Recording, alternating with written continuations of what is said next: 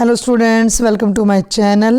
बेटा जी, आज मैं आपको उड़ान कार्य पुस्तिका का पाठ 10 ठोस आकारों का चित्रण करवाने जा रही हूँ। बहुत ही छोटा सा और आसान सा पाठ है। ये पहला प्रश्न है, गतिविधि 1 और 2 पर आधारित प्रश्न समझे और सारणी पूर्ण करें। भाई ये आपको ठोस दे रखे हैं और आपको बताना है कि ये वाला सामने से कैसे दिखता है, साइड से कैसे दिखता है और ऊपर से कैसे।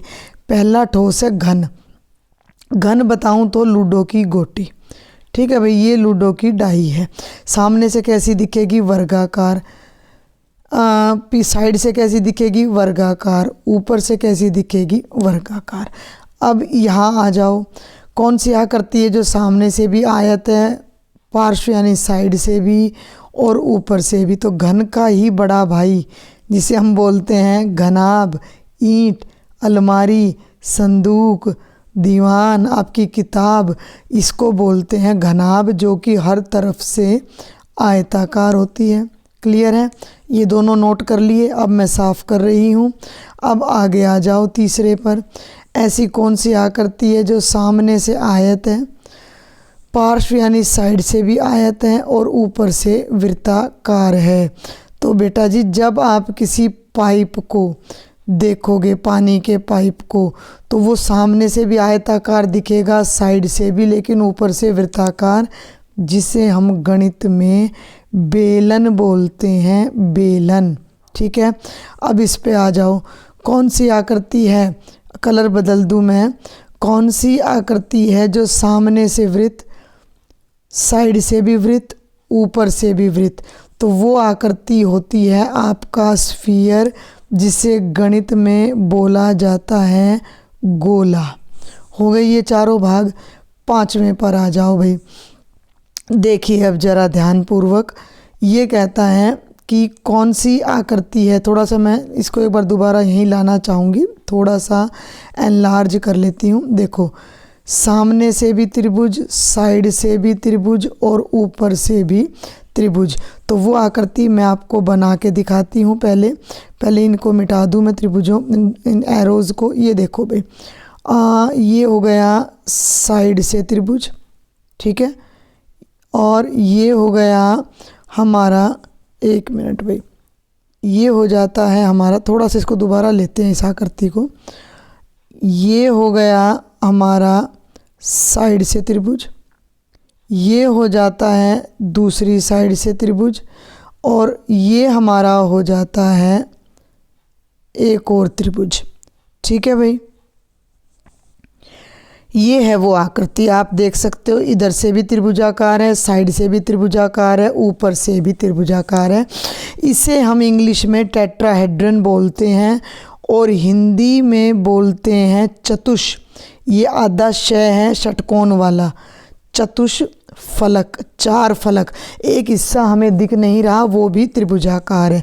अब मैं एक बात आपको पहले ही बता दूं कि ये वाला भी तीनों त्रिभुजाकार है, तो यहाँ पर भी ये चतुष्फलक ही आ जाएगा। और ये लास्ट है गोला।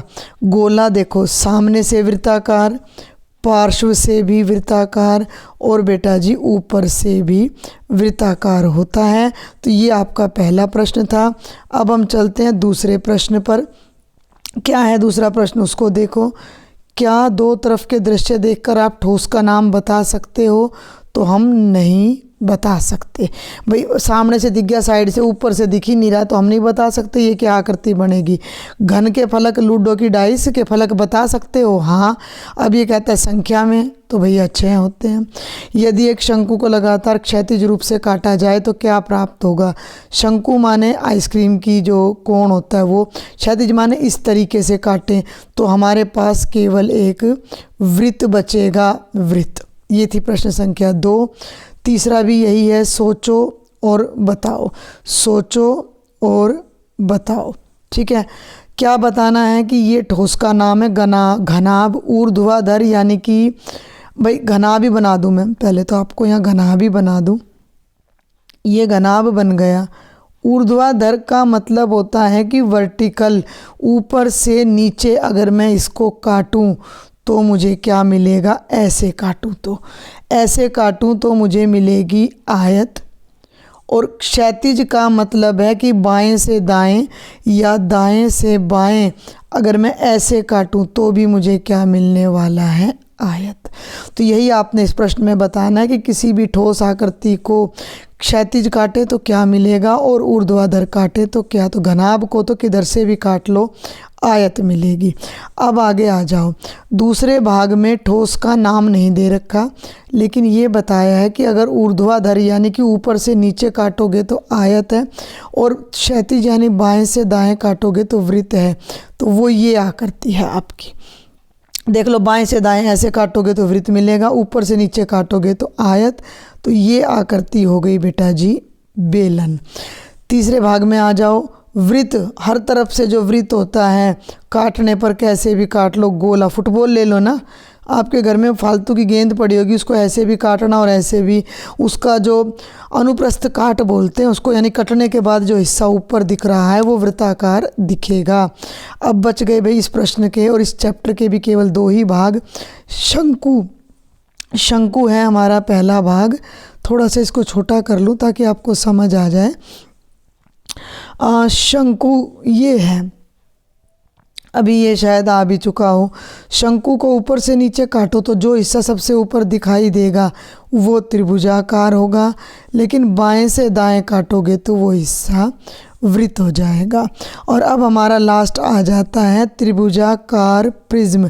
पहले मैं आपको प्रिज्म बनाकर दिखाती हूँ कि जो आपका त्रिभुजाकार प्रिज्म है वो कैसा होता है। थोड़ा समझने की कोशिश करेंगे। कुछ ऐसा होता है हमारा त्रिभुजाकार प्रिज्म, कुछ ऐसा, ठीक है।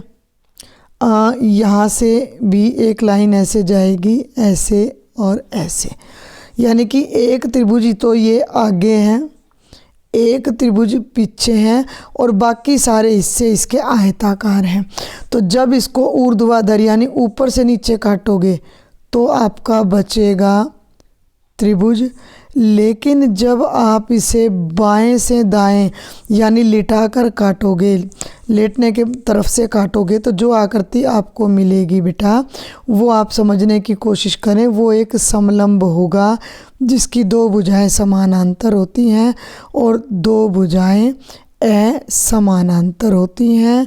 तो ये था आपका छोटा सा चैप्टर नंबर 10, ठोस आकारों का चित्रण।